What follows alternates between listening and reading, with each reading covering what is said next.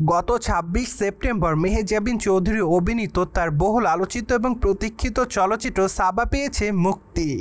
চলচ্চিত্রটিতে মেহেজাবিনের অভিনয় রীতিমতো তার সকল দর্শকদের কাছে কাটছে নজর।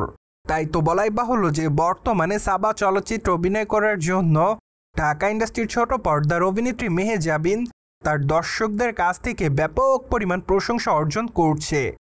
তাছাড়া চলচ্চিত্রের গল্পটি মূলত মা এবং মেয়ের জীবন কাহিনীকে কেন্দ্র করে, যেখানে অবশ্য মেহেজাবিনকে তার অসুস্থ মায়ের সেবাতে ব্যস্ত থাকতে দেখা যায় বেশিরভাগ সময়।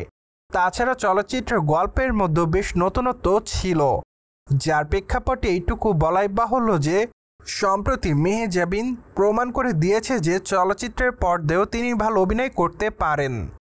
অপরদিকে মেহেজাবিন চৌধুরীকে সম্প্রতি সামাজিক যোগাযোগ মাধ্যমগুলোতে দেখা যাচ্ছে সর্বদাই অ্যাক্টিভ।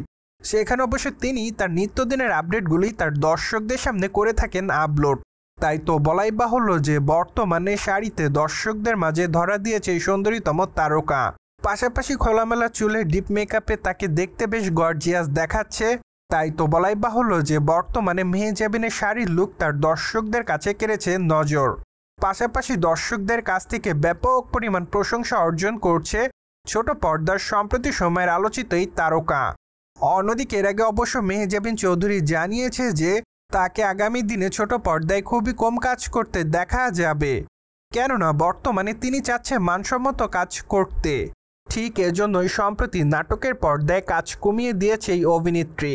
পাশাপাশি অবশ্য ছোট পর্দার এই সুন্দরীতম তারকা জানিয়েছে যে তিনি আগামী দিনে চলচ্চিত্রের পর্দায় নিয়মিত অভিনয় করবেন। পাশাপাশি অবশ্য তাকে ওটিটির পর্দাতে ওয়েব সিরিজও কাজ করতে দেখা যাবে। ফলে বলাই বাহুল্য যে হয়তো আগামী দিনে মেহেজাবিনকে ছোট পর্দায় তেমন একটা দেখা যাবে না। প্রসঙ্গত এর আগে অবশ্য মেহেজাবিন চৌধুরীকে অভিনয় করতে দেখা গিয়েছিল প্রিয় মালতী চলচ্চিত্রে। চলচ্চিত্রটি মূলত নারীকেন্দ্রিক একটি চলচ্চিত্র ছিল। তাছাড়া চলচ্চিত্রের পর্দায় সমাজের নানা রকম অনিয়ম দিক তুলে ধরা হয়েছিল।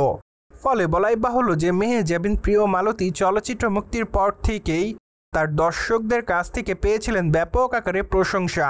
পাশাপাশি অবশ্য চলচ্চিত্রের পর্দায় তার চরিত্রটিও দর্শকদের কাছে কেড়েছিল নজর।